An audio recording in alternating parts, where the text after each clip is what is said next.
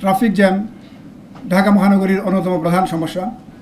এই সমস্যার সমাধানকল্পে একদিকে দরকার সমন্বিত পরিকল্পনা এবং কার্যকরী উদ্যোগ, অন্যদিকে সকল নগরবাসীর অকুণ্ঠ সহযোগিতা, সচেতনতা ও সতর্কতা।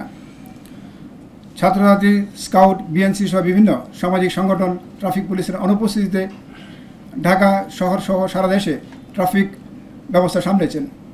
আমরা তাদেরকে আন্তরিক ধন্যবাদ ও কৃতজ্ঞতা জানাই। জনগণও তাদের অভিনন্দন জানিয়েছেন। ঢাকা মহানগরীর সম্মানিত নগরবাসীকে আহ্বান জানাবো, ট্রাফিক পুলিশকে আপনারা সহযোগিতা করুন। রোদ বৃষ্টিতে দায়িত্ব পালন করা পুলিশ সদস্যদের অন্তত হাসি মুখে ধন্যবাদটুকু দিলেও তারা আরও উজ্জীবিত হবে বলে আমরা বিশ্বাস করি। ট্রাফিকের সকল স্টেক হোল্ডার আমাদের ট্রাফিক বিভাগে সহায়তা করলে ট্রাফিক জ্যামকে আমরা সহনীয় পর্যায়ে নিয়ে আসতে পারবো বলে আমরা বিশ্বাস করি। সাংবাদিক বন্ধুগণকেও আহ্বান জানাবো, আপনারা আপনাদের বস্তুনিষ্ঠ সংবাদ প্রকাশের মধ্য দিয়ে ট্রাফিক জ্যামের কারণগুলো এবং সমাধানের পরামর্শ দিলে আমরা তা সাদরে গ্রহণ করব। প্রিয় ঢাকা মহানগরবাসী, ঢাকা আপনার আমার সকলের প্রিয় শহর। আপনাদের প্রতি অনুরোধ, কোনো ধরনের অপরাধমূলক কাজে অংশ নেবেন না। যে যেখানে আছেন সকলেই আইন ও বিধি মেনে চলুন। আমরা সবসময় আপনাদের পাশে আছি। একই সাথে আমরা আপনাদেরও সহযোগিতা কামনা করি।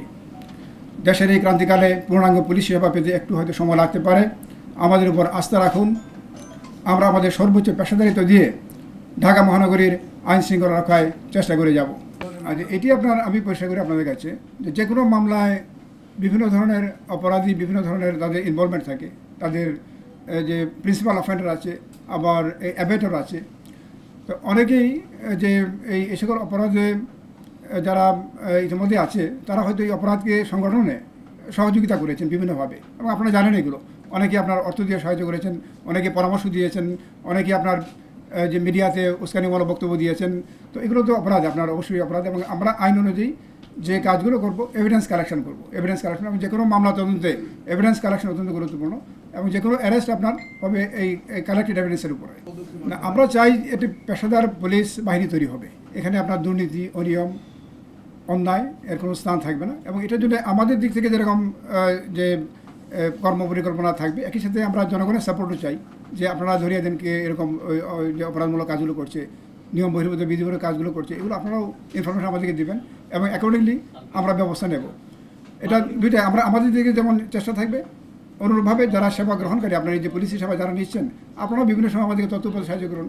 তো তাহলে আমার মনে হয় যে খুব দ্রুতই আমরা একটা সুন্দর পুলিশ বাহিনী তৈরি করতে পারবো। এটা নির্দিষ্ট করে বলা যাবে না, আমরা কন্টিনিউয়াসলি চেষ্টা করছি।